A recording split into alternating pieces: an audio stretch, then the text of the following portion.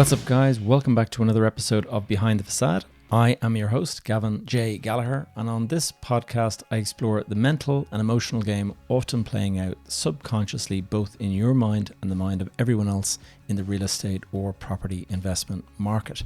The key to success in this game is to master your mindset and behavior, to take control of your thoughts, your emotions, and most importantly, your ego. Welcome to the show. What's up, guys? Welcome back to another episode, and a few minutes late this week, but it's going to be a slightly shorter episode than normal. I have a guest this week, and I think you're going to really enjoy him, but unfortunately, we had some technical issues at the beginning of the call, and so it only lasts about 38 minutes, something like that. So a bit shorter than normal, but it just brings me around to mentioning something that's on my mind. I have been thinking of doing a podcast tour, and I've just started thinking about this in the last 24 hours, that I will probably tour around Ireland and I'll tour around the UK, and I may go on a couple of trips. And this is really, I'm looking ahead to season 6, which is coming up at the end of next month. And the idea would be that rather than doing Zoom interviews, I will do in-person interviews, and these in-person interviews will take place in the city where the guest is from. So I'm looking at London, and I'm looking at various other cities in the UK. I'm looking at obviously doing some here in my home city, but I'll also possibly look for a podcast studio down in Cork, maybe over in the direction of Galway, whatever, Belfast. I'm just going to start exploring this as a research project for now, but the idea is to find some really excellent guests that you, the listener, would love to hear speak, and for me to interview them. So if you have any ideas on who might be good for that, or indeed any return guests that you thought were excellent before, and a few of them, one in particular, James, who's going to be our guest today, I am thinking that I must have a longer interview with James because today's one was shorter. And I am thinking that I'll probably go over, book a podcast studio in London. We'll do an in-person, and this will coincide with a little bit more video on the YouTube channel. So that's it for now. Now, what I would like to do is introduce our guest. Our guest is James Askew, and James is 39 and based in the UK, but he has Irish roots, and we explored those roots offline before the call began, and it turns out that his mum is from Mayo, where my grandmother is from, so lots of linkage and things like that. It was nice to be able to chat about a few mutual acquaintances that we have, and what James does in the UK, and it's a really interesting transition from starting out as a plumber to getting into kitchen installations, to getting into development. And his company now, Aspinell Homes, looks after the Kent and Southeast London area. And he has some great insights on just going through tough times, because not long after he began this company, they went through that interest rate spike, and there was suddenly quite a lot of uncertainty about the future. And so he says he used that to his advantage, and it really got him to kind of focus on his systems and everything like that. There's a big learning curve when you're going through development of any kind of a business. And so you're always trying to improve it and stuff. He talks about how he did that. He talks about the importance of being super selective. He says, one deal turned out to be more lucrative than the next 2 or 3 deals combined. And so that is, if you listen back to the last episode where I talked about time, I talked about make sure you are leveraging your time. And as James actually says, he looks for his return on time, not just return on investment, but return on time. And so, guys, this is a really, really good interview. Even though it's short, I really enjoyed speaking with James. I think he's got a lot of insights, and I'd like to speak to him more. So without further ado, my conversation with James Askew. James Askew, welcome to the podcast. Thank you. Thank you for having me. It's nice to talk to you, James. We had a bit of an off-air chat there about family connections and stuff like that. And it's even though you're based in London, there is an Irish connection there, and so straight away we were into who we know and connections here, there, and everywhere. Um, Tell us for the audience, why don't you just give a brief overview of who you are and what you do? Okay, so my name is James Askew. I'm the managing director and owner of Aspinell Homes. We are a contractor developer based in Kent and Southeast London. We primarily look for land opportunities where we can own the whole life cycle of that project from planning, acquisition, we do the construction all the way to the exit. Even the exit, we don't really use estate agents. We try and keep our own sales director in-house. So we've got full control and full visibility of the sort of micro steps within that. That's interesting that you've got your own salesperson within the team. I don't see that often, so be interesting to kind of jump into that. Before we do, how would you sort of describe your journey into the world of property and construction and all that? Like, where did the journey begin? Let's say. How far do we go back? So if you wind all the way back to sort of early years post school, it would be as a tradesman, left school. I suppose when I was a kid, I'm 38, 39 now. When you left school, everyone got a trade, right? That was the thing that you do. You get a trade. So for me, I chose plumbing. I'd done that for about 5 years. Enjoyed it, but the what I couldn't determine when I was a youngster is that I wasn't enjoying. I enjoyed plumbing, but I didn't enjoy the business model that I was dropped within, where it was a one-man band, sort of me and the man, and Yeah, just when you thought you were going home, you detoured back to Mary's house because she had a leak, and before you know it, you're getting in at 8 o'clock, and there was a lot of tea drinking, not really business driven. So from plumbing, I got into a small building company. I had that until I was about 26, and it wasn't really scaling, probably due to, in reflection, some skill sets that I was lacking. And at 26, I went to work in construction in London, but quite niche. It was a high-end kitchen provider, uh, okay. which is owned by my dad, partially owned by my dad. He's slowly bought some shares within the business as he's been there for 30 years and taken it from zero to what it is today. So my journey into that is my dad would be the the old school mind where if you're coming in, you're a labourer, and then once you're good at that, you can be a supervisor. So went all the way through the ranks really from labouring to supervisor, site manager, project manager, and after 4 or 5 years, really found my feet within the office where it's more client facing, um, getting deals over the line and doing business. And I was there for probably 3 or 4 years in that job role, um, and was always supplying into developers. Some of them PLC owned, some of them privately owned, and it was always something that I aspired to do. So 2019 we eyed up a site. 2020 we bought it. So COVID period. Yeah, And it went extremely well. And from that on, once you saw the how lucrative that can be, it's just grown and grown. So that would have been a bungalow, demolishing one bungalow into 2 units, which is really more from a local connection than an estate agent. And fast forward 3 years, we've got 28 under construction, a mixed product to give us diversity on the end, and it it isn't just the products in development. You need to make sure that you've sort of got safety net 1, 2, and 3. Can you refinance? Can you afford to retain and hold? Do they have rental demand? All those sort of metrics that we ensure that we do have parachutes should the market be anything like it was 2, 3 years ago. yeah. It got very sort of sketchy a couple of years back. When was it? When the government basically put out the budget that caused the interest rates to spike, and next minute everyone was kind of running for the hills, thinking that interest rates were going to go up to 10% or something like that. Yeah.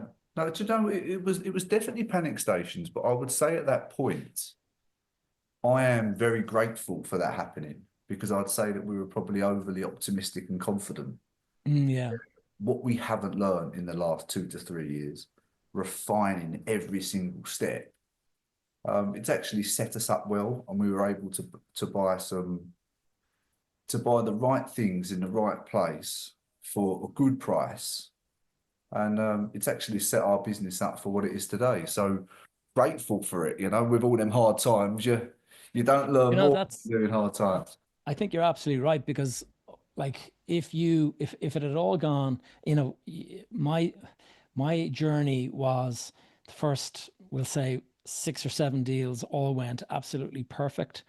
And it creates a sort of false sense of security that this is easy. You know what I mean? This Yeah, business is just about buying something and flipping it for a huge profit and then doing the next deal and just like what's there to think about? Like you just keep going. yeah. And it's only when it goes dramatically wrong for you that you suddenly realize all the holes and all the kind of stuff that you overlooked that you didn't check properly. And then you start to realize, oh wow, like I was just lucky before. Like it was nothing to do with skill. It was entirely just being in the right place at the right time. So I totally relate with what you're saying there. Yeah. A Interesting. rising tide lifts all ships, they say, don't they? Exactly. Yeah. And as Warren Buffett said, it's only when the tide goes out that you know who's been swimming naked, you know? It's very true, though, right? And then sort of going back to that is again, I'm just extremely grateful that that was in a part of our journey where we never got caught out. Yeah. If it would have been coming into the back end of this year, we'd have 26 units on the market for sale, over 15 million quid. It would be a completely different story. But where it was, I'd call it small beer compared to the stuff that we're presently delivering. So with all these bad times, right, it builds character and you learn a lot. And as we previously spoke about as well as the family connection there is, um, there was always a air of caution because if some of those guys can get caught out and there was some intelligent minds, Yeah. then you just got to make sure you're not overly exposed. You've got your contingency, and the units are all of value where the rental covers the refinance, and you can actually repatriate, if not all of your equity, but at least not leaving more than 10% to GDV. So worst way worst, you're left with an estate that's renting out, giving you money every single month. And hey, if someone said, give me 6 million quid's worth of property and drop me in 600 grand, including in profit margin, it's not a bad day. There's No. worse investments. Yeah. Yeah. No, for sure. Tell us, James, that first deal that you mentioned, the one around 2019 that you spotted and you bought in 2020. Talk us through that. I mean, lucrative deal, but because it was your first deal, presumably it wasn't too big and too kind of unwieldy to get stuck into. Tell us about it. Yeah, well, the basics of that deal was that a bungalow come up by a guy who was terrified by the media articles at the time that houses are going to drop by 50, 80% or whatever they were being published. Like some of them were really dark, weren't they? Yeah. Some of the predictions. So the guy wanted to get out of it. We bought a bungalow which was should have in its own right, its standing value should have been more like 350 to 400. And we bought it for 200. Oh Um, wow, nice. Yeah. we got a little team on it, like sort of local builders. It kept us out of the houses during the COVID time, give us a place to go. We learned a lot, enjoyed it. But what I will say is that doing a small site like that, the HSE requirements, the CDM requirements, the contractual measures that you must put in place on larger schemes, Yeah. Yeah. it's like playing rugby to playing football. The sport is it still has a ball. There's still men involved, but it's got different rules. And Yeah. the so that deal would have been buy it for 200. We probably spent 350 to 400 all in, including a little bit of finance costs that we were lucky enough to even get through Yeah. again someone we know who's a Jewish family who their business is a little bit of development finance. And when we sold it, we made sort of 600 grand profit, which was Wow. Yeah. right. So little did we know it was a unicorn deal, but I just thought, this is Well, it. Yeah. When you do that kind of a deal, you kind of think all your Christmases came at once. Yeah. Yeah, this is it. Yeah, this is it. But we were a bit of a false sense of security. But hey, look, it gave us some capital. We learned a lot, and we've just evolved from that point. You're always learning in this business. The day you stop learning is the day you get caught out. You've got to be on your toes. You've got to be looking for the things that you don't know consistently. Yeah, for sure. And the money that you had in your pocket now, the other good thing about doing a deal like that is that it gives you a great track record to be able to show for the next deal. Because, if you're speaking to funders or investors or anything like that, like they want to see that you have some experience, and the first deal that you've got to show them is a bit of a real winner. And here's the spend, and here's what we made profit at the other end of it. And so it looks like, well, smart, you know exactly what you're doing. What did you put that profit into for the next deal? So what do we put that profit into? We then set up a group structure around that, so we could start moving that money around in the most tax beneficial way. And we went from that point, we went straight into another 3-unit site, which we actually bought off Rightmove. Again, that would have been as we've evolved, every deal was you can see the evolution in every single deal. So the first deal would have been me and subbing it out, and I'm on site every day. The second deal was I need to be looking for deals, so let's put a site manager down there, and we'll still sub it out. And that was 3 units in Southend. Sold that, and we made good profits. Nowhere near the same margin, I must say, but Yeah, of for course. but the time spent, it was yeah, it certainly was decent. But and then from that point on, we went from 3 to when the market started getting quite scary with the interest rate rises. We bought another little site, which was 2 units. So I'll rewind that journey just for some clarity. So 2019 to sort of 2021 was the first bungalow site, and we all thought this is the game. We're all going to be millionaires within sort of 3 years. It was. Then the Rightmove site was in 2022. The next Rightmove site was in 2023, but just straight on to the next one. Right, And in 2023, we acquired 2 sites. It took a while to get. They were actually sites of planning, but just because of right, the general legal process and development build up to that, we bought them. We are presently building both of them out, and that is 20 units. So from 2 to 20 within 12 months, and the learning curves will come with it. But we were always very prepared and um, very organized, very forward thinking. I think that's probably one of our best attributes. Is like, what do we need? What have we learned? And how do we really get these contracts watertight?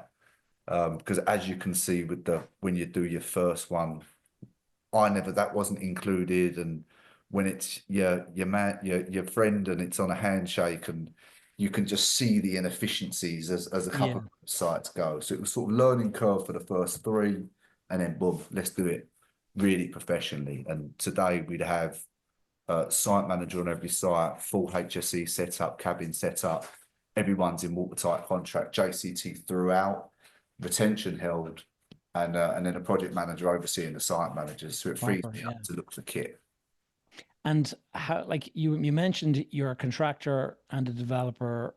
Do you do stuff for third party clients, or are you just building everything that you're buying for yourselves? Yeah, that's a good question, and quite interesting. We are doing a site for a client, but the how that come about was we were going to buy it. We couldn't agree on a price. So what we said is let's do a joint venture. And as we went through the joint venture process, it was getting to the point where everyone wants different mechanisms to protect themselves. Yeah, We yeah, said, look, hey, why don't we just build it for you? We'll design it for you to optimize the layouts, because we've got pretty much a cookie cutter model on that now. We'll help you through the design. We'll build it out for you. And on the exits, we'll support you on that too. and that worked well. It's still working well, and we actually quite like it. It removes quite a lot of the emotional decisions on specification and that sort of stuff when you just build into roadmap. Rather, Yeah, yeah, it's quite easy on your own development. You know, you go down, you say, I don't want that like that, and whereas if it's JCT and you're not exposed to the exit, it's slightly less it's less involved from an emotional perspective. yeah. Emotion is a big aspect of the investment game, like because there's so many different things, so many different components of a deal that can, you know, create a profit or a loss. And so it just makes it that much easier when somebody else, when the decision is in the hands of somebody else. You know, but yeah, interesting. I think And the thing that makes it on that, just to add on that, what makes it a lot easier as well is as developing every month you're paying invoices. So now yes, and then when you've now got some money coming in, it's like the magic antidote, really. I think anyone in developing, unless you've been lucky enough to have a big exit from a company or you've got cash flow coming from a previous business, you need a bit of cash flow. It helps you sleep at night and it sort of pays your running costs for your home and your life, you know, without relying on exits. yeah, for sure. And tell me this, James, you have a team. I looked at your website and I can see that you have a team in place. Like, did you instantly put the team in place, or is that when you know, when you started getting up to the 20 units that you're building out? Like, what was the time frame involved in putting your team in place? I suppose that there's two attitudes towards that, isn't there? Some people say you should always hire well in advance. For me, we hire in time when we can see that there's an opening. I'm being flooded with admin. Uh, let's get someone in to deal with this stuff. So the process for me has been very simply put. I've gone all the way from the site manager role within the construction and finding it and being on site with the guys and having the bacon rolls in the morning and I must say I enjoyed it. I think I enjoyed it. These days, there's a lot more spreadsheets and dealing with banks. Yeah, And then just fired myself as we've gone on to like what is the most valuable task that I can be doing today. And even the evolution of jumping on a podcast here and there, you know, like it's helping the business brand, it's exposing us, and it's also getting me out of my comfort zone because it's the first time that's you do these important. things. This is a little bit nerve-wracking. Like, and I think anyone who says it isn't the first time, they're a lot more confident man than I am, or they're telling some fibs in there. Yeah, no, there's a lot to be said for it. I mean, all growth takes place in a place of discomfort. You're not gonna move to the next level of your career or whatever, like taking it easy. It has to be stepping into an area that you've not done before, which, you know, by definition means that you're doing something kind of new and uncomfortable. But I think that's where a lot of people excel is that they figure out that, you know what, I was nervous as hell. It's actually not that big of a deal once you've done it once or twice, you know? Yeah, yeah, I think that's just so true, isn't it? But subconsciously, you get into the habit of, well, we overcome that. But it's taking those few lessons and reassuring yourself that, like, there's going to be a little bit of nerves, but it's natural. But some people Yeah, say, oh, I couldn't do that. But look, you getting out your comfort zone, as you say, is that is growth, right? yeah, yeah, for sure, for sure. And so tell us about like what are you working on these days that excites you? I mean, what's the area of the business or the industry that you see the most potential from? We have taken a view that we are going to double down on the core business we have. There was some ideas that I have had over the last 6 to 9 months is can we get into sort of sourcing stuff for clients or joint ventures? And really, we've come so far in what we've done. It's now just about ironing out any of those inefficiencies and not potentially scaling the business, but finding more profitable deals. Don't find consented stuff or find a consented site that you can go back in for a Section 73 with some planning amends or take it cradle to grave. And at the moment, I'm putting a lot of time in sort of direct to vendor stuff, Right. again, which takes a bit of time. The first time you talk to a landowner is you probably don't know all the questions they're going to ask. But the more of those you do, and the more that you see that if he wants to sell, you are now positioned as the best party to acquire because you own the margin the whole way through. Yeah, Whereas yeah, someone coming in, flipping it as a site or flipping it or having to use a third party contractor. So the whole business is based around how do we become the most competitive? But when we're approaching someone, how do we not dress it or sort of try and convince them that we are? How do we actually be the most competitive person for it? And for us, that's cradle to grave. But of course, it comes with some additional risks. But there's a lot of controllable risk in development too. yeah, Future plans for the business are just doubling down on the site finding and just bringing up the profit of each site, I'd say, and just ensuring that on every site you do, construction has a margin and then the development company has a margin. Where I see a lot of people go wrong, there's development company has all the margin and yeah, there's two businesses running there. And that's yeah. something that I'd say people need to be really, really alive to. And yeah, I think you're absolutely right on that. I mean, the first site that you purchased back in 2020, I mean, you mentioned like how profitable it was. That's the thing. When you realize that one site can produce the same amount of profit as the next two projects potentially, that you really realize the value of identifying the site and not being too eager. I see people, I get contacted, like social media blows up every time somebody wants to buy a site, and they write me messages like, Gavin, can you give you some advice? And you can sense that the money is burning a hole in their pocket, like they're mad keen to spend and to buy something as soon as possible, as if they're missing the market just by sitting on it and waiting and spending a little bit of time finding the right deal. But instead they're so keen to kind of just, they feel it's as though the pressure of the market is that if I don't buy today, I'm missing, and I'm going to lose out at some point in the future. And I think that pressure, plays a lot of games on people's heads. Yeah, I totally agree. I see it on people forcing deals. Well, if we Yeah, rip out the marketing suite and if we rip out the staging budget and if rates do come down, so we'll put it in at 4.5 because they may do by the time we complete. And I think the deal's got to work today and it's got to work on its own merits today. And you are better off spending 5 times the amount on the finding and doing less sites. And there's a few very, very successful developers sort of in the home counties. One's in Surrey, and they're good friends of ours. So we're always having conversations with them, right? Is you see people doing it right, you see people doing it wrong. But what I will say is if you buy the wrong deal, you're in mm, it for 2.5 years. And it's unforgiving. The phone yeah, will not stop ringing.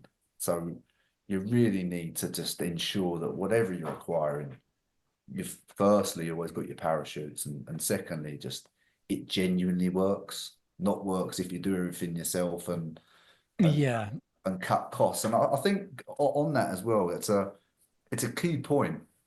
So many people ask me, what can you build for? Can you build for 180?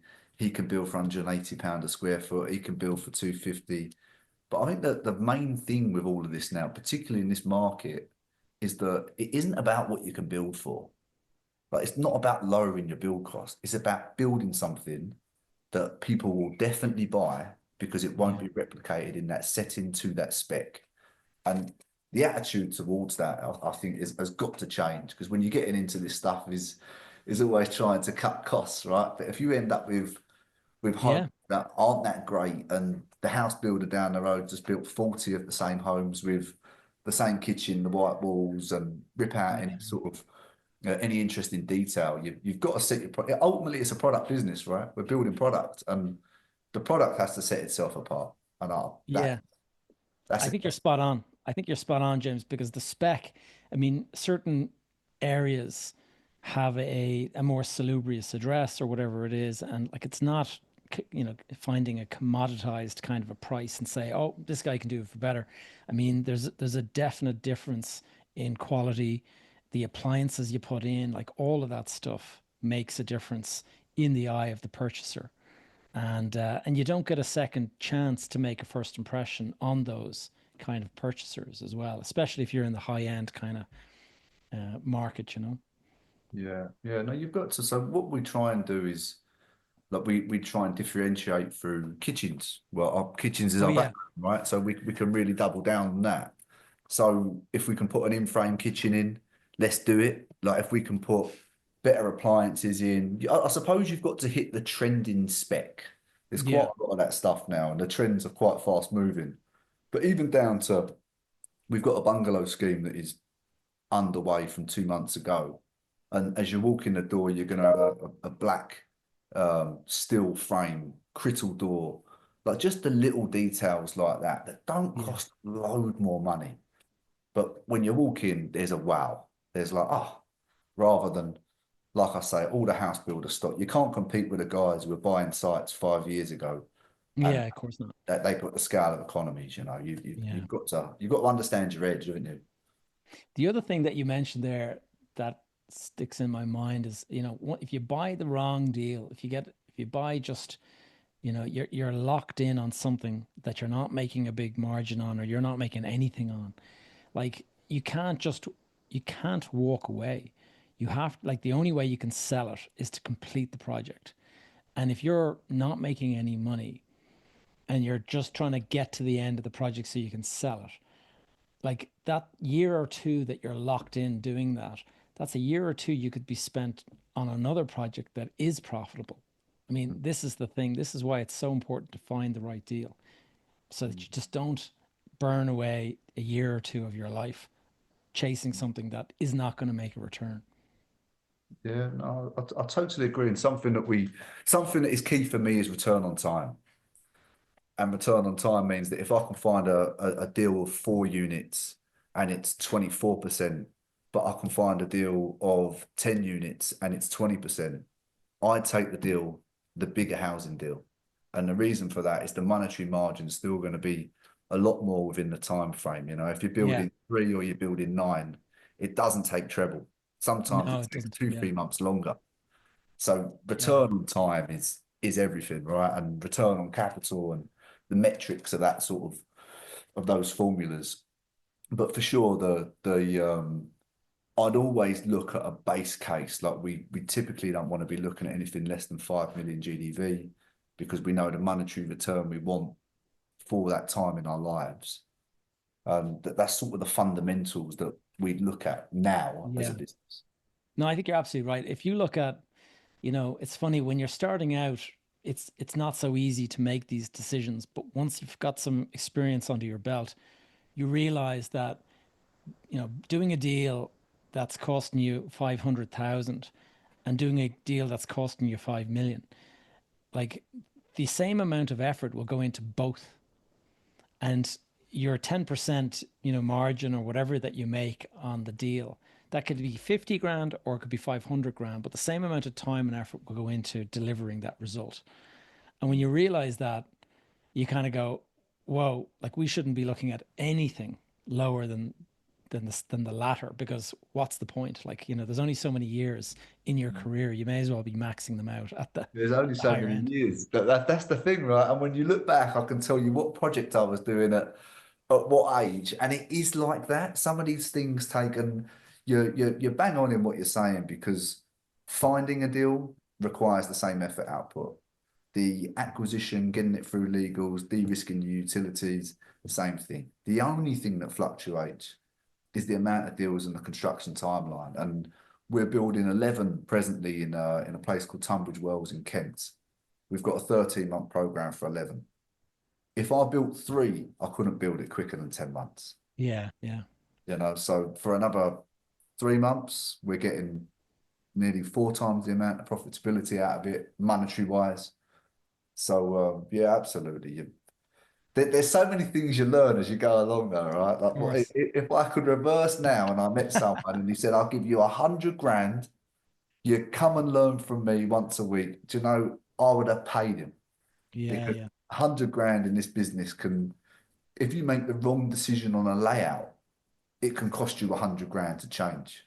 Yeah, yeah. or 100 grand in delays for the sales you missed because of the and ahhing for the end user. So, Yeah, it's so true. And when we're looking at sites to purchase, I mean, we'll spend a lot of time on the design and we'll work with the estate agent and the architect and the cost controller because there's like you're finding the fine balance between, three beds might sell better, but the cost of construction, you got to kind of multiply it all out. And so we'll look at maybe four or five different schemes of different layouts, of different sizes and stuff.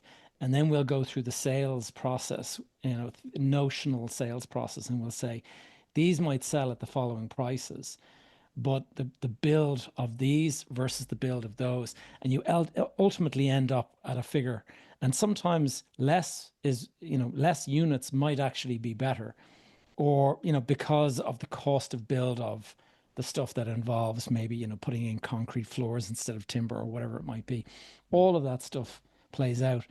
And three bed versus four bed, that's going to depend on the market, like where you're buying, where you're selling. And so a huge amount of it goes into that. But the work at the early stage, you might be thinking to yourself, you're losing time, but you're actually going to end up with a more profitable job at the end of the day. and once the trigger starts, it is so much simpler to spend twice the amount of time in design that once you start, you get your time back rather than Yeah. every week down there, because you make one change in 4 weeks later, you see the consequence of that change and it's detracted from a bathroom or yeah, Yes. Yeah. the design, pre-con all the time because when it does start as a as the developer, you should get your time back then Yeah. rather than Like, being involved all the time. And you lose morale when you're making changes. You lose morale, and everyone starts hitting you with variations, and quite quickly everyone can start having long faces, can't they? it's like the old carpenter saying, like, measure twice, cut once, the get it right first time. James, I'm checking the clock here, and as you know, there's a bit of time pressure. I just want what I'd like to ask is, best bit of advice that you starting out to, when you were the young lad versus where you are today. Like, what advice would you give yourself now as the more mature, experienced gent that you are? So, in the development world or in general, Well, both. Let's have one for each.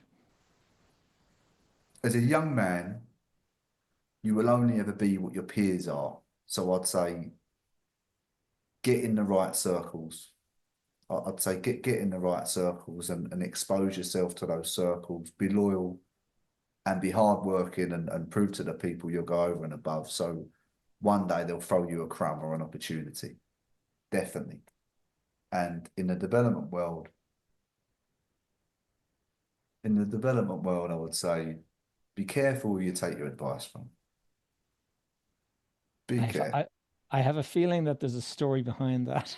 Yeah, you know, there's the common misconception for me when I went into development is that architects are like doctors, right? And when they speak, you should listen. And sometimes this isn't the case. Sometimes you're dealing with a salesman with an architectural degree, and he doesn't care whether it gets planning, looks great, impossible to build. And I'd say it takes a long time to um, to get the experience and the understanding of how to really put those guys in check and what to take a view on. But I'd just say definitely be careful who you take advice from. The land agent wants to sell your land. The architect wants to get his fees. The QS wants to deliver it on time. The site manager wants to deliver it smoothly. But none of them care about your exit. Yeah, You yeah.